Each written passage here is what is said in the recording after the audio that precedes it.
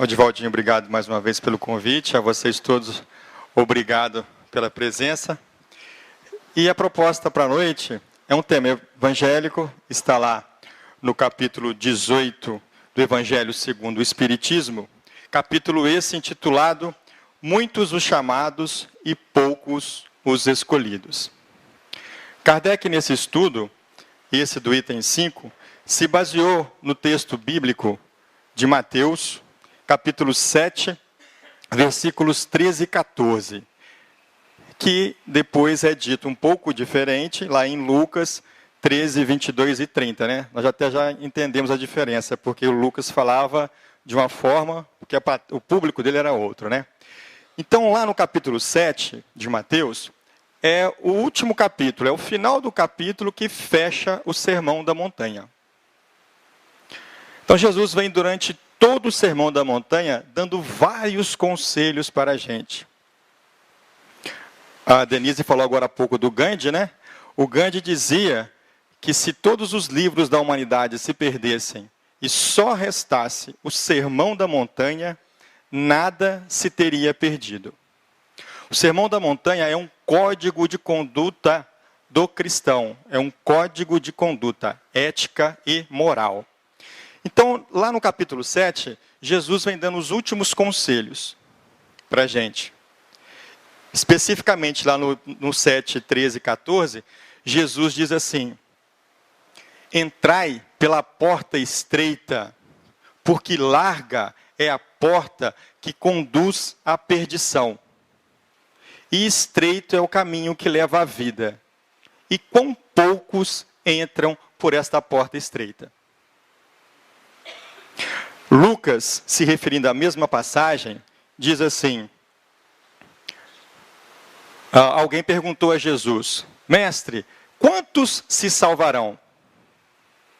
E Jesus disse assim: cuidai por entrar pela porta estreita, porque larga é a porta que conduz à perdição, e muito poucos entrarão por essa porta. E ele continua dizendo, Jesus: quando essa porta estreita se fechar, quem estiver do lado de fora vai bater e pedir, implorar para entrar. E o dono da casa, né, figura de Deus, nosso Pai, vai dizer assim: eu não conheço vocês. Quem são vocês? Eu não te conheço. Eu não vou abrir a porta, eu não te conheço. E aí, aqueles que estarão do lado de fora dirão assim: mas como não? Nós comemos na sua mesa, ouvimos as suas pregações, o Senhor ensinou em nossas praças, sentamos à mesma mesa, como não nos conhece? E ele fala: não. Afastai-vos de mim, todos vós que praticais a iniquidade. E aí, lá nós veremos Abraão, Jacó, Moisés, todos os grandes profetas, e do lado de fora haverá choro e ranger de dentes. E virão de todos os cantos, do norte, do sul, do leste e do oeste, pessoas estranhas e entrarão, e esses não entrarão. Aí fica um chamado para nós, né? Principalmente, nós que estudamos, que conhecemos. Se estamos aqui hoje, esta noite, é porque temos interesse. Então quer dizer que algo dentro de nós já despertou.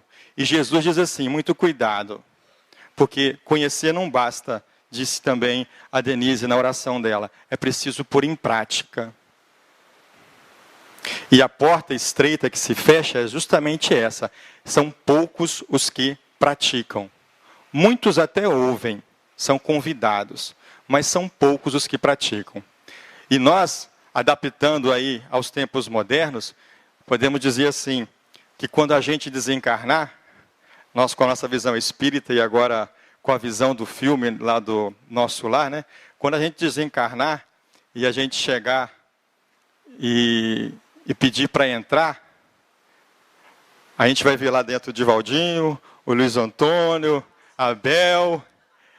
E aí a gente do lado de fora vai falar assim: me deixa entrar, eu estava lá, eu frequentei o centro, eu sentei lá, eu ouvi palestra, eu fiz, e vai falar: não, eu não conheço você. Então a mensagem ela é nesse significado, a porta estreita. O que chama a atenção, a palavra-chave aqui, nessa interpretação, é a palavra porta.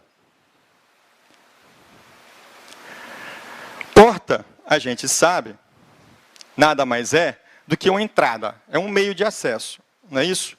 Admissão. E é o sentido figurado também da porta. Eu posso dizer assim, que a ignorância é uma porta aberta para todas as crendices. Quer dizer, é um acesso, né? É um meio de chegar a algum lugar ou alguma coisa. Ainda a porta é a forma de sair de uma dificuldade ou de um negócio embaraçoso. Então, o que chama a atenção na lição de Jesus é a figura da porta. Aquele acesso a algum lugar. Acesso onde? Acesso a um lugar melhor, privilegiado ao reino de Deus. E Jesus faz um comparativo. Ó, existem duas portas. Existe a porta larga e existe a porta estreita. Fica fácil a interpretação, porque o próprio Jesus, lá em Mateus, disse assim: estreita é a porta da vida e larga é a porta da perdição. Quer dizer, a porta que conduz ao reino dos céus é a porta mais estreita, não tem nem opção X e Y, já está dito, está claro, é a porta estreita. E por que ela é a porta estreita? Porque a outra porta, a porta larga, nos conduz à perdição. Podemos fazer aí a seguinte comparativo. A porta estreita, a porta larga, melhor dizendo, seria a porta dos vícios morais. A porta dos prazeres carnais. A porta que vai nos levar a enganar os outros, ou a nós mesmos, né? A porta, como disse Jesus, da perdição. A porta das más paixões. O caminho da ignorância. Ou, como simplesmente costuma se dizer, o mal. Essa é a porta larga. Por quê? Porque tudo isso é fácil de fazer. Tudo isso é gostoso de fazer. Nós que estamos no mundo de provas e expiações, ainda nos comprazemos com o mal. Tem um gostinho bom no mal. A gente ainda gosta, mexe. Como dizia o Chico, né? A gente corre da tentação louquinha para ela alcançar a gente, né? Porque é gostoso. A gente ainda vê um pouco de prazer nisso. Enquanto que a porta estreita seria a porta das virtudes, aquela porta que nos conduz à paz de consciência, a porta da renúncia aos prazeres passageiros. Na palestra de 2 terças-feiras atrás, o Décio Iando, ele colocou muito bem, na minha opinião, quando ele falou em alegria, né? Ele fez uma diferenciação de felicidade e alegria. Felicidade é um estado, alegria é algo passageiro, mas que nos engana, porque naquele curto momento é bom. Então a porta estreita é a porta do bem comum, o esforço para vencer as más tendências. Essa é a porta estreita e a porta larga. Jesus ainda foi mais enfático ainda. Quando chegou lá em João, ele disse assim: eu sou a porta.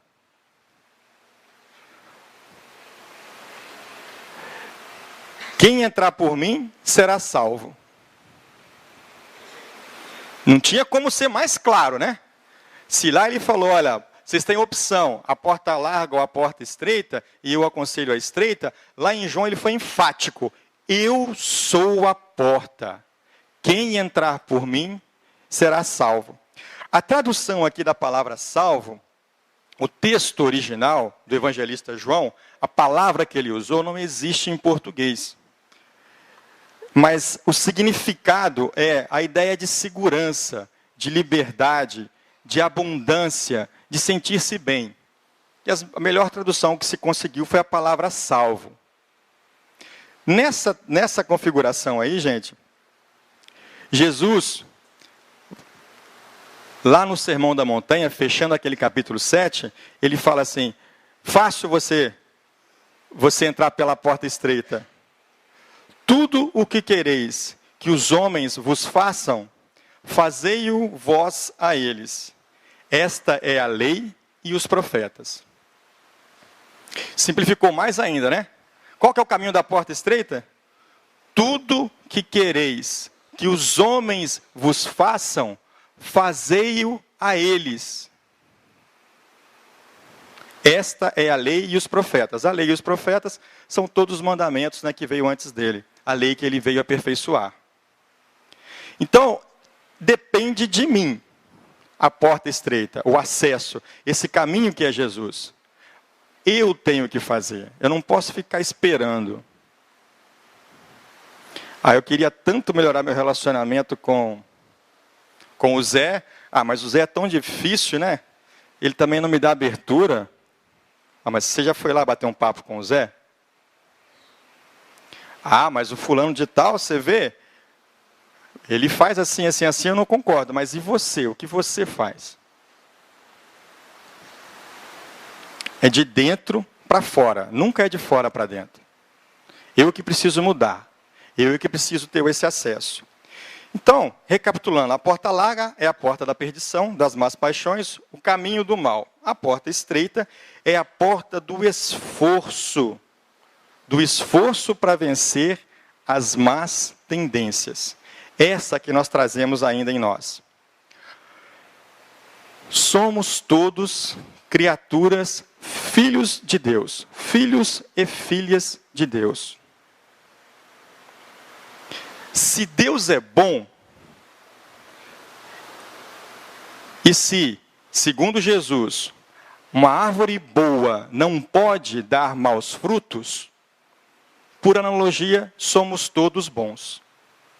Nascemos todos predispostos à bondade.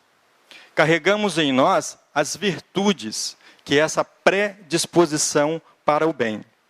Mas, como nós nascemos simples e ignorantes, fadados à perfeição, Deus nos fez trilhar esse caminho pelos nossos próprios esforços. Deus não criou nenhum anjo pronto, perfeito, assim como também não criou nenhuma criatura devotada ao mal eternamente. Criou-nos todos, simples e ignorantes, como crianças. E neste caminho para a descoberta da perfeição, a gente vai fazendo testes. E é nesses testes que a gente vai errando. E esse nosso erro, essas distorções que nós impomos às vontades de Deus, é que são o mal.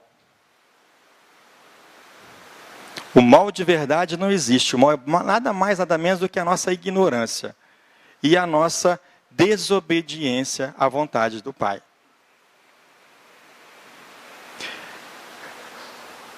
Nascemos espíritos, fomos criados espíritos. Para chegar lá, para ter o conhecimento, Deus colocou como caminho obrigatório um estágio na matéria.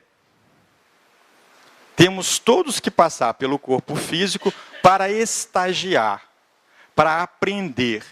Nós não estamos aqui num planeta escola, então passamos por aqui para aprender a desenvolver as virtudes, as qualidades morais e o conhecimento, a inteligência.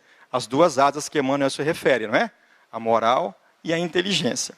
Nesse caminho para a nossa evolução, ficou então a reencarnação como obrigação. A reencarnação vista pela parte física, biológica, nós sabemos muito bem o caminho dela. E eu queria que vocês pensassem comigo, refletindo em cima da porta estreita. Nós sabemos que para ver a reencarnação, para que uma criança venha ao mundo, antes é necessário que haja a fecundação. Não é assim? Antes é necessário que um óvulo fecunde um espermatozoide. Que o espermatozoide fecunde o óvulo, não é isso? Perdão. Só que essa tarefa não é muito fácil. Por quê? Porque são mais de 250 milhões de espermatozoides com a mesma vontade e intenção, fecundar um único óvulo. São 250 milhões de competidores no que nós poderíamos chamar de uma corrida. E aqui, nesse documentário da National Geographic, eles pegam o espermatozoide e trazem para um parâmetro humano. Imagine que cada um aqui seja um desses na corrida, esses de branquinho.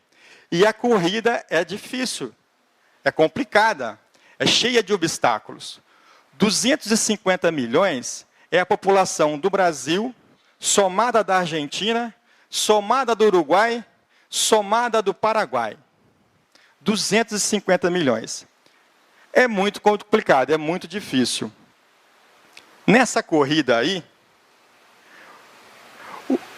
nós vamos ver que é necessário vencer dificuldades. Para que você tivesse hoje a configuração física que você tem, foi necessário que esse espermatozoide, esse exato espermatozoide, fecundasse o óvulo. Da maneira necessária à sua programação de reencarnação.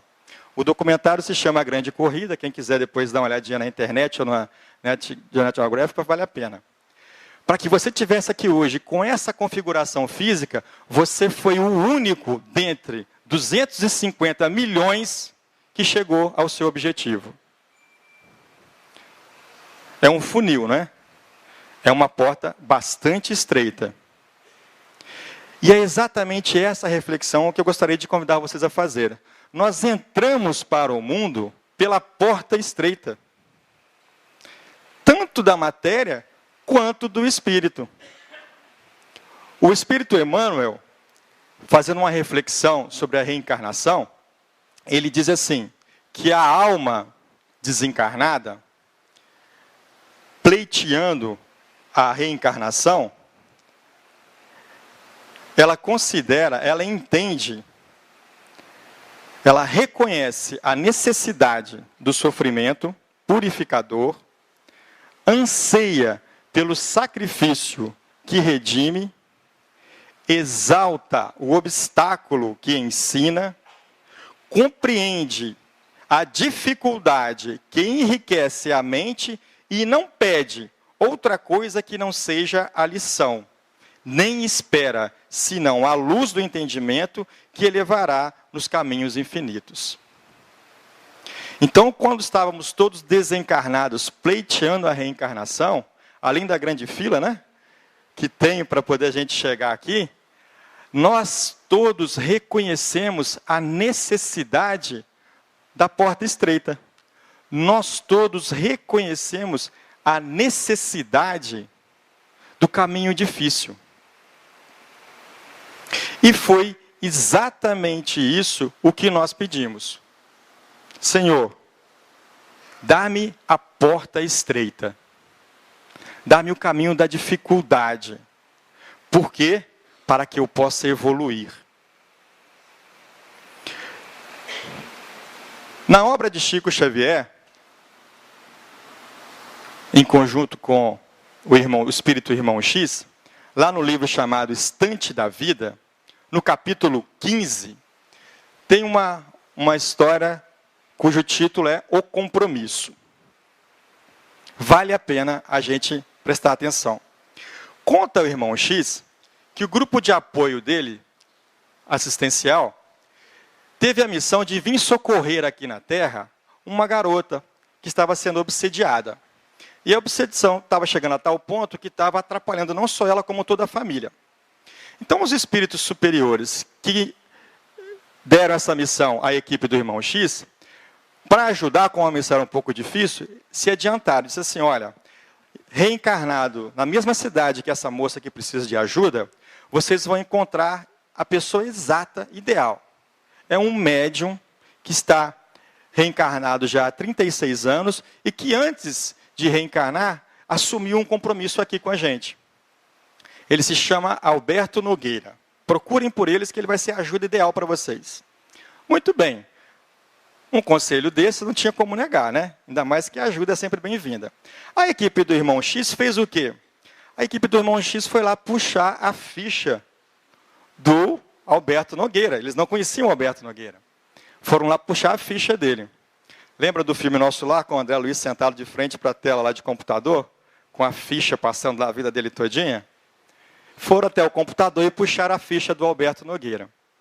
e acharam lá, muito interessante, a carta que o espírito desencarnado dirigiu ao plano superior, pedindo a oportunidade de reencarnação. Vou ler o princípio da carta. Começa assim, a carta do espírito pedindo a reencarnação. Senhor Jesus, conheço a minha posição de espírito delinquente e, por isso, rogo a vossa permissão para tornar ao campo terrestre, de modo a resgatar as minhas faltas. Pequei contra as leis de Deus, ó divino tutor de nossas almas, e fomentei intrigas nas quais, a meu mando, pereceram dezenas de criaturas. Destruí lares, abusando da autoridade de que me assenhoreci por atos de rapina. E perverti a inteligência, patrocinando o furto e o crime. A espalhar a fome e o sofrimento entre os meus irmãos da humanidade. Concedei-me a volta ao corpo terrestre, Senhor, com os necessários recursos da prova depuradora. Então, vocês entenderam? Era um espírito desencarnado, devia estar numa colônia de assistência, que reconheceu os enormes erros que ele teve enquanto encarnado. Hein? A porta larga. Ele reconheceu, ele falou, Jesus, me dá a oportunidade de reencarnar para me consertar meus erros. E aí ele continua pedindo assim, quero que a lepra me desfigure, a fim de que eu pague com lágrimas constantes as feridas que abri nos corações indefesos. Quero padecer o abandono dos entes mais queridos, para que eu possa aprender o quanto dói a deserção dos compromissos abraçados. Rogo, Senhor, se tanto for preciso, que eu passe pela extrema penúria, esmolando o pão que me alimente e a veste que agasalhe as minhas feridas. Se julgardes mais conveniente a minha depuração, dai-me a loucura ou a cegueira que eu mereço, para que eu possa expiar as minhas faltas. Seja nas angústias do hospício ou nas meditações agoniadas da sombra. Compreendo a extensão dos meus débitos, e se considerardes que devo pagar num cérebro incapaz ou retardado, fazei essa concessão. Seja através de calvários morais, ou pelos mais detestáveis sofrimentos físicos, valei-me, Senhor, e dai-me novo corpo na terra. Vocês entenderam, então? Ele tinha uma reencarnação, ou reencarnações anteriores, onde ele errou bastante, ele desencarnado, com um apoio numa comunidade espiritual, imagino, ele pediu a Jesus a oportunidade de reencarnar, com lepra, cegueira, loucura, pobreza, com um monte de males. Por quê? Ele sabia que ele precisava daquilo para se depurar. Estão acompanhando? Qual que é a resposta que vem do plano espiritual para ele? A resposta é simplesmente essa, começa assim. O Senhor pede misericórdia e não o sofrimento, o sacrifício. O Senhor pede misericórdia e não o sacrifício. Assim, o interessado vai resgatar os seus débitos numa vida normal, com tarefas normais, num lar normal. Ele vai reencarnar numa família, vai crescer, constituir uma nova família, e nas lutas diárias do lar é que ele vai pagar pelos seus erros. Olha só a bondade de Deus. Vocês viram o tanto de coisa ruim que ele fez, né? Só veio uma sobressalva. Quando esse espírito completar 30 anos, ele vai servir numa casa espírita como médium. E lá vai trabalhar até os 60, para poder quitar os seus débitos. O espírito, imagina só, pediu cegueira, pediu lepra, pediu um monte de doença, ganhou uma vida normal e 30 anos de mediunidade, nossa, tá ótimo, né? Vamos embora. O espírito reencarnou. A equipe do irmão X, que precisava da ajuda, falou, nossa, achamos o cara ideal, e está na mesma cidade da moça que precisa de ajuda. Desceram ao plano terrestre, a equipe do irmão X, foram até a casa da moça, após uma prece, e é exatamente isso que está lá, após uma prece, a equipe espiritual conseguiu intuir a mãe da menina, que estava sendo vampirizada, para levá-la ao centro espírita, onde o Alberto Nogueira deveria estar trabalhando. E assim foi feito. A mãe pegou a filha, perto das 8 horas da noite, e foi para o centro. Qual a surpresa da mãe, da moça e da equipe espiritual ao chegar no centro? Cadê o Alberto Nogueira? O Alberto Nogueira não estava lá aquela noite. Telepaticamente, o irmão X questionou ao dirigente da casa, mas vem cá, cadê o Alberto? E o dirigente respondeu, olha, ele não está mais tão frequente, mentalmente, né? Durante a reunião, ele não está mais tão frequente assim, tem faltado bastante, mas a gente precisa da ajuda dele, onde que eu encontro? O endereço dele é tal, tal e tal. O que fez irmão X com a sua equipe de socorro? Novamente intuíram a mãe a levar a criança, a garota, ao endereço da morada do Alberto Nogueira. Saíram do centro, depois da reunião, foram para lá. Ao chegarem 8 e pouquinho, 9 horas da noite lá, encontraram o Alberto Nogueira na varanda, numa cadeira de balanço, de pijama, lendo o jornal. Aí, a mãe praticamente se jogou aos pés dele. Por favor, eu preciso de ajuda, me socorra. Me disseram que o senhor pode fazer algo pela minha filha. E ele disse assim, olha, realmente eu servi lá no centro espírita por alguns anos. E acabei adoecendo. Não sei lá se adoeci ou se eu cansei. Fato é que eu não trabalho mais. Eu desisti, eu não vou mais participar lá do centro. Eu sou um homem casado, pai de família, tenho minhas obrigações, eu não posso não. E a mãe insistia, mas por favor, atenda a minha filha, ajude. E foi tanta insistência que ele, para sair fora, ele saiu com uma tiradinha um pouco cômica, né? Humor negro.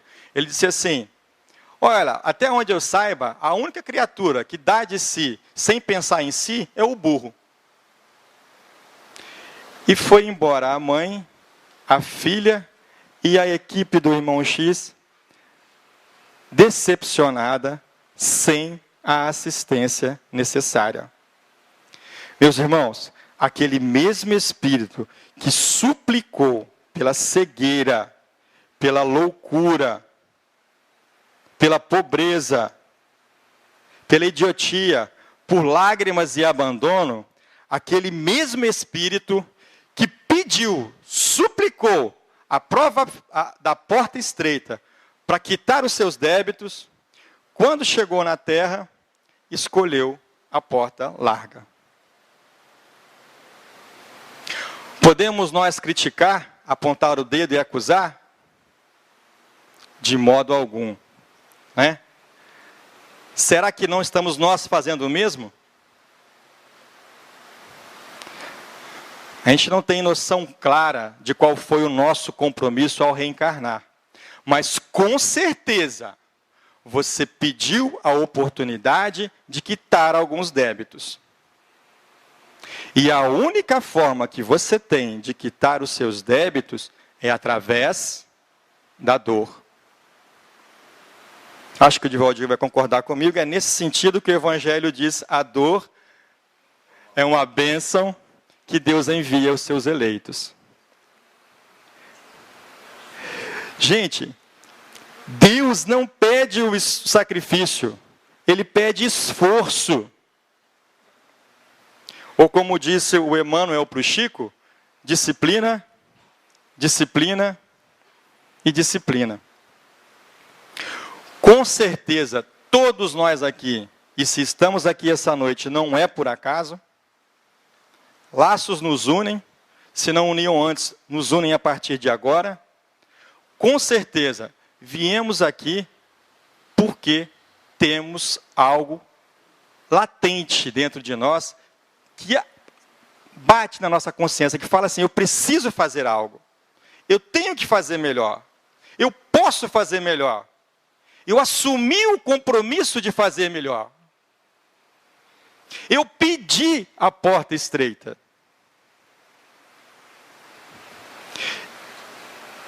E Jesus, diz assim: muitos são os chamados, porque todo mundo chorou e pediu a porta estreita. Mas poucos são os escolhidos, porque diante da porta larga, aqui na terra, reencarnado, a maioria de nós acaba cedendo. Porque é mais fácil, é mais gostoso, é uma alegria, não é uma felicidade. Repetindo o Décio e Andoli, né? É uma alegria, é passageiro. Então, meus irmãos, a porta estreita, ela exige coragem. Coragem, segundo o filósofo Platão, é a força da alma que gera uma atitude ou um comportamento que prioriza a razão em detrimento do prazer.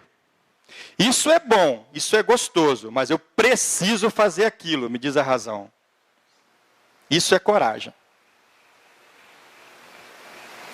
Ou seja, coragem é abdicar de um prazer e abraçar uma dor, assim como o uso da paciência diante das provações da vida.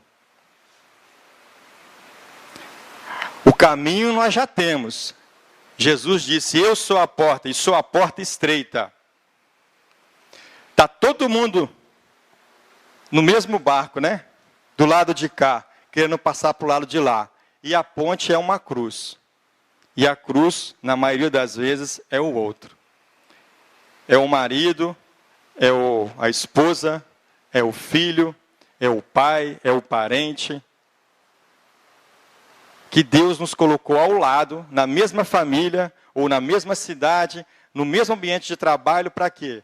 Para que a gente pudesse cruzar essa ponte. Que pede, urge, necessita esforço, disciplina, razão, coragem. E a base da coragem, meus irmãos, é a fé. Se você não crê em nada disso do que eu disse, vai ficar muito difícil você achar motivação, porque motivação vem de dentro para fora, para seguir a porta estreita. Se você tem alguma dúvida quanto à vida futura, vai ficar difícil. Se você tem alguma dúvida quanto à reencarnação, vai ficar incompreensível. Porque uma única encarnação não explica, não justifica tudo isso. É impossível em uma única encarnação eu fazer tudo e desenvolver as duas asas, a da moral e a da inteligência. Não há outro motivo para uma criança nascer cega, aleijada, leprosa, que não seja as várias e várias encarnações ou reencarnações da alma. Aí nós temos como base a fé, que nos exige a caridade. Porque essa ponte aqui, meus irmãos, em forma de cruz, o nome dela é caridade. Ou como disse Jesus: o que quereis que os homens vos façam, fazei-o antes a eles.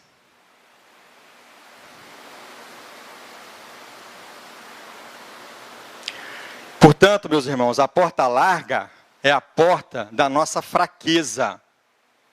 É a porta da nossa indisciplina.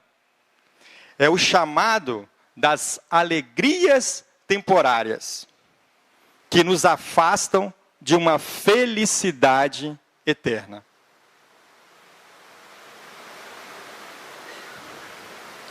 Acredito que próximo ou longo, todos nós aqui já acompanhamos, já ouvimos falar de casos de pessoas com algum tipo de dependência, qualquer uma que seja.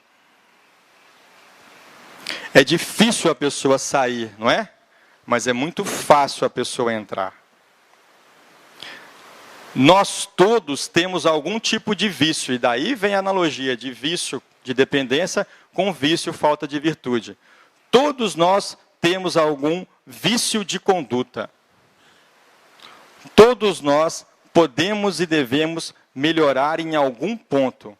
E estamos aqui hoje porque a nossa consciência nos diz isso, nos alerta, senão não estaríamos. Todos nós aqui hoje reunidos fomos chamados pela consciência.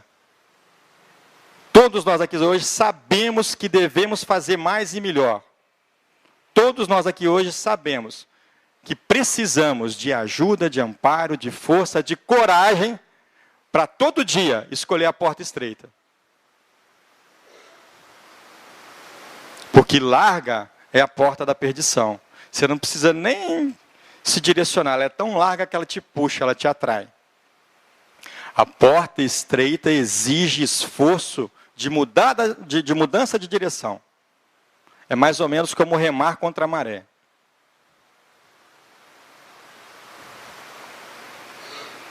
Que fique claro para nós que entramos neste mundo, tanto pela visão material quanto pela visão espiritual, pela porta estreita. Que pedimos a porta estreita. E que é ela que há de nos conduzir.